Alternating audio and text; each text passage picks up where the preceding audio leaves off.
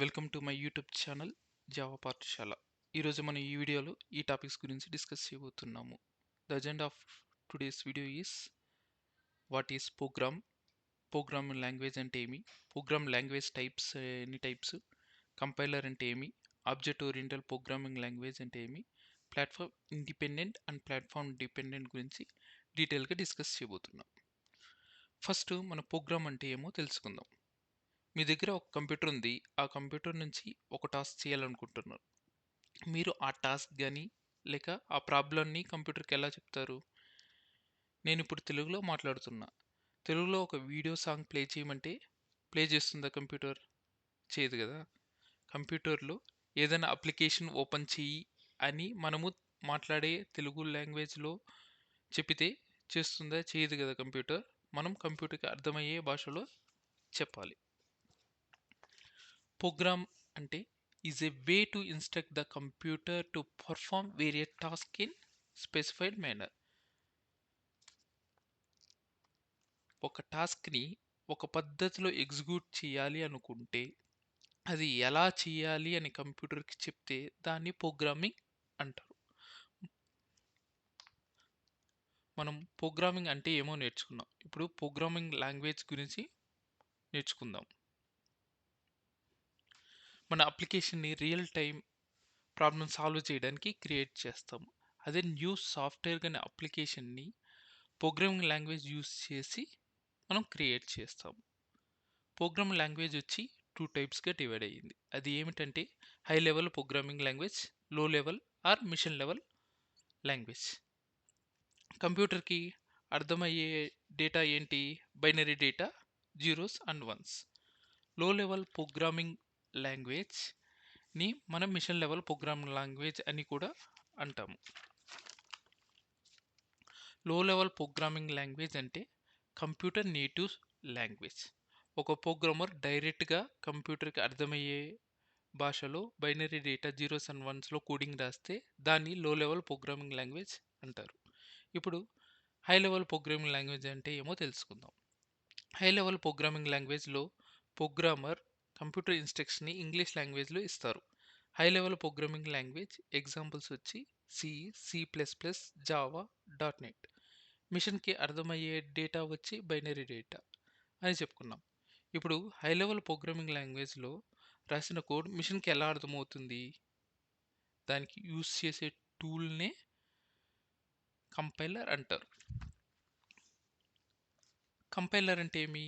Compiler is a translator tool that translates source code from high level programming language to low level programming language. కంపైలర్‌కి మనం high level programming లాంగ్వేజ్‌లో రాసిన కోడ్‌ని ఇన్‌పుట్‌గా ఇస్తే అది high level language to low level లాంగ్వేజ్‌గా convert చేస్తది. ఫర్ ఎగ్జాంపుల్ మీరు జావా ప్రోగ్రామ్ రాశారు. జావా ప్రోగ్రామ్ ఎలా రాస్తారు? Class, flower braces open, close, public static void main, system dot out dot ప్రింట్ఎల్‌లో హలో వరల్డ్ అని రాస్తారు. ఇది ఇంగ్లీష్ లాంగ్వేజ్‌లో రాశారు. కానీ మిషన్‌కి అర్థం కాదు. దానికి మనము ఈ ఫైల్‌ని కంపైలర్‌కి ఇస్తే అది high level language to low level లాంగ్వేజ్‌కి కన్వర్ట్ చేస్తుంది. కన్వర్ట్ అయిన ఫైల్ జీవీఎంకి ఇస్తే అది ఎగ్జిక్యూట్ చేసి అవుట్‌పుట్ డిస్‌ప్లే చేస్తుంది హలో వరల్డ్ అనేసి.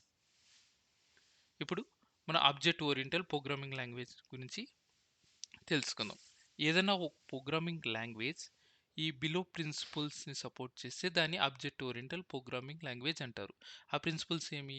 Encapsulation, abstraction, inheritance, polymorphism. Examples of object oriented programming language ఇచ్చి C plus plus, dot net, Java. C plus plus, dot net object oriented programming language అవుతే మనం జావాని ఎందుకు నేర్చుకోవాలి అంటే C plus plus, dot net programming language వచ్చి platform dependent and Java language వచ్చి platform independent. ఇప్పుడు మనం ప్లాట్ఫామ్ డిపెండెంట్ అంటే ఏంటి, ప్లాట్ఫామ్ ఇండిపెండెంట్ అంటే ఏంటి డీటెయిల్గా తెలుసుకుందాం. ఫస్ట్ ప్లాట్ఫామ్ అంటే ఏమి? Platform is a combination of operating system plus hardware provides environment to run software. ఒక ల్యాప్టాప్లో హార్డ్వేర్ ఉంటుంది. ఆపరేటింగ్ సిస్టమ్ లేకుండా ఏదైనా సాఫ్ట్వేర్ రన్ చేయొచ్చా? చేయలేం. ల్యాప్టాప్లో విండోస్ ఓఎస్ చేస్తే దాన్ని విండోస్ ప్లాట్ఫామ్ అంటారు. అదే లైనక్స్ ఓఎస్ వేస్తే లైనక్స్ ప్లాట్ఫామ్ అంటారు. ఇప్పుడు ప్లాట్ఫామ్ అంటే ఏమో తెలుసుకుందాం. ఇప్పుడు ప్లాట్ఫామ్ డిపెండెంట్ అంటే ఏమో తెలుసుకుందాం. In order to run any application, the environment used in the development should match with the execution environment. దాన్ని ప్లాట్ఫామ్ డిపెండెంట్ అంటారు. ఏదన్నా అప్లికేషన్ .NET ప్రోగ్రామింగ్ లాంగ్వేజ్లో డెవలప్ చేస్తే అప్లికేషన్ విండోస్ ఓఎస్లోనే డెవలప్ చేయగలుగుతాం అండ్ విండోస్ ఓఎస్లోనే ఎగ్జిక్యూట్ చేయగలుగుతాం. వీ హ్యావ్ మనకు different applications, WhatsApp applications ఉన్నాయి. అది ఆండ్రాయిడ్ మొబైల్ కానీ, ఐఓఎస్ మొబైల్లో కానీ, విండోస్ ల్యాప్టాప్కి ఉంటాయి. విండోస్ ల్యాప్టాప్లో సపోర్ట్ చేసే వాట్సాప్ అప్లికేషన్ లైనక్స్లో యూజ్ చేద్దామా? యూజ్ చేయలేం. ఇది example for platform dependent. Platform dependent వల్లే C++ .NET అప్లికేషన్ని మనము నేర్చుకోకుండా జావా అనేది ప్లాట్ఫామ్ ఇండిపెండెంట్ కాబట్టి ప్లాట్ఫామ్ ఇండిపెండెంట్ జావా నేర్చుకుంటాం. ఇప్పుడు ప్లాట్ఫామ్ ఇండిపెండెంట్ అంటే no matter in which environment the application is developed, it should executed in all other environments. ఈ ఎన్విరాన్మెంట్లో డెవలప్ చేసిన అప్లికేషన్ అన్న రిమైనింగ్ ఎన్విరాన్మెంట్ రిలేటెడ్ ప్లాట్ఫామ్లో మనం ఎగ్జిక్యూట్ చేయొచ్చు. ఎగ్జాంపుల్ ఏమి? WhatsApp web. Example of platform independent మనం ఏం చెప్పుకున్నాం? జావా. ఇప్పుడు జావా అంటే ఏంది? Java is a object oriented programming language. ఇది any programming language supports below principles, the 4 principles. దాన్ని మన ఆబ్జెక్ట్ ఓరియంటెడ్ ప్రోగ్రామింగ్ లాంగ్వేజ్ అని నేర్చుకున్నాం. ఆ ప్రిన్సిపల్స్ ఏమి? Abstraction, encapsulation, inheritance, polymorphism. ఈ జావా ప్రోగ్రామింగ్ లాంగ్వేజ్ అనేది ఇంట్రడ్యూస్ చేసింది mid of 1995. The father of Java వచ్చి James Gosling. James Gosling and his team develop చేశారు ఈ జావాని సన్ మైక్రో సిస్టమ్ అనే కంపెనీలో. The first implementation of Java వచ్చి జేడీకే 1.0. అది 1996 అనే ఇయర్లో ఇంప్లిమెంట్ అయింది, రిలీజ్ అయింది. జేడీకే 1.0 టు 1.7 వరకు సన్ మైక్రో సిస్టమ్ ఆధీనంలో ఉండింది జావా. తర్వాత జావాని ఒరాకిల్ కార్పొరేషన్ అఫీషియల్గా సన్ మైక్రో సిస్టమ్ని అక్వైర్ చేసింది కాబట్టి 1.8 వర్షన్ నుంచి ఇప్పుడు రిలీజ్ అయిన కొత్త వర్షన్ ఆఫ్ జావా వరకు ఒరాకిల్ సపోర్ట్ చేస్తుంది. మనకి ఏదైనా జావాలో డౌట్స్ కానీ ఏదైనా క్వశ్చన్స్ కానీ రైజ్ చేయాలి అనుకుంటే మనం ఇప్పుడు ఎవరిని కాంటాక్ట్ అవ్వగలుగుతాం?